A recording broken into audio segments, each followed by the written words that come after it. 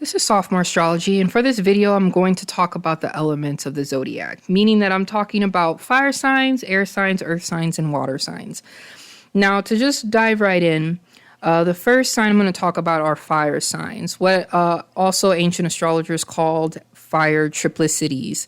Now, the fire signs are Aries, Leo, and Sagittarius. Now, what ancient astrologers considered is that actually these signs weren't necessarily based off of the elements, they were based off of the direction of the wind. So for fire signs, actually, they were the eastward wind. You know, they were the ones that were blowing east. And in that sense, east always holds like a very spiritual meaning, and consequently, like that is what fire signs are considered by ancient astrologers, at least, are very spiritual signs. Now, what I love about fire signs is that they are masculine and diurnal, meaning that they're of the sun. Their energy is more extroverted in nature. So when you're thinking about the progression of Aries, Leo, and Sagittarius, like when you're thinking about the maturity of fire, first, Aries is considered the baby of the zodiac to a lot of people. You know, it has a very new, instinctive, impulsive energy to it.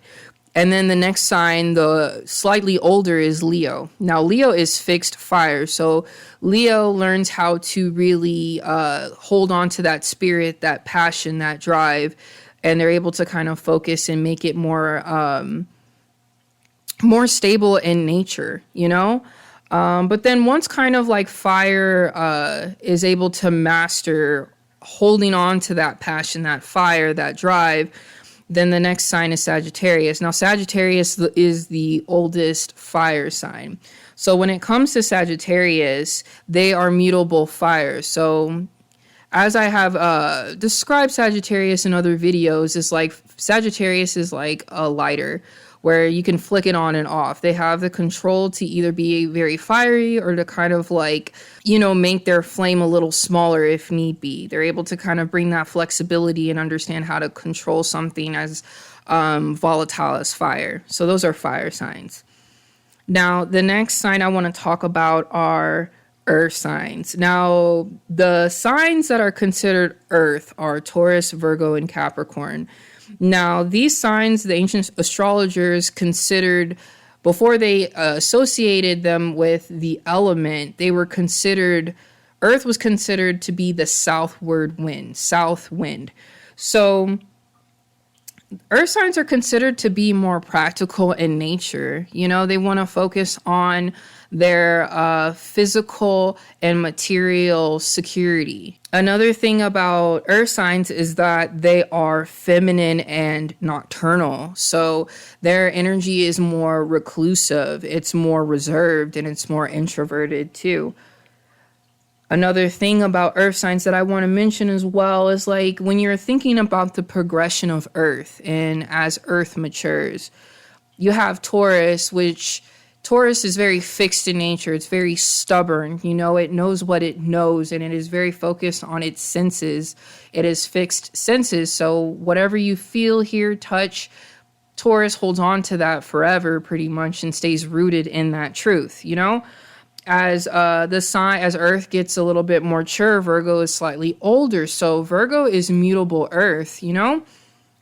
And with that, when I think about mutable earth, I think of earthquakes or anything that kind of shakes the earth in some type of way. Virgo is known to be mutable because I believe with them being such perfectionists as the stereotype, not all, you know, but that can be the nature, is to be considered whole. So they want to be able to perfect their practicality. So that means that they will learn new tricks, but then they will keep the old ones as well, to keep the old ways if those are more efficient. So, and then once, you know, that energy even matures even further, the last sign you have is Capricorn, where it's like you understand how to point and direct and initiate earth, initiate practicality. You know, there is sometimes you could be set in your ways, or sometimes you could always be focused on perfection, that maybe sometimes the focus should really be on directing your practicality when it's needed versus all the time or versus here and there. Another sign, or not last but not least, we have two more.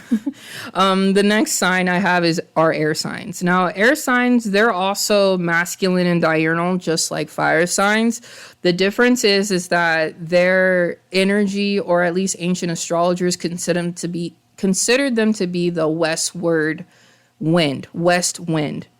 Now, the thing of the air signs are Gemini, Libra, and Aquarius, right?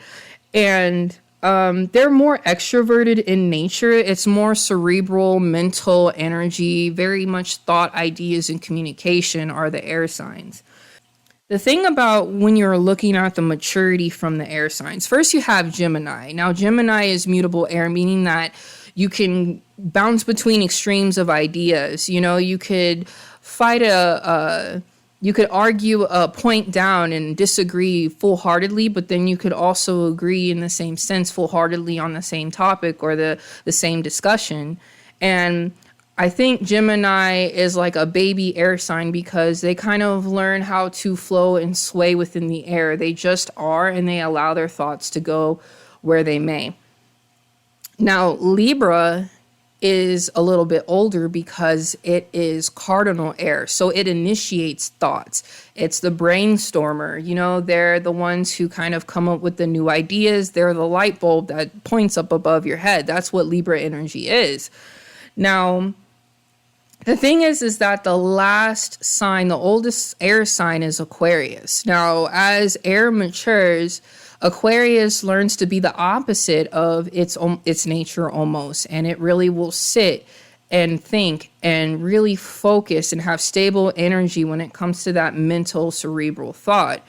You know, that's why a lot of the times Aquarius is considered the alien, because if people believe that aliens are just evolved humans, how did they become that? It's because they mastered the cerebral mental space.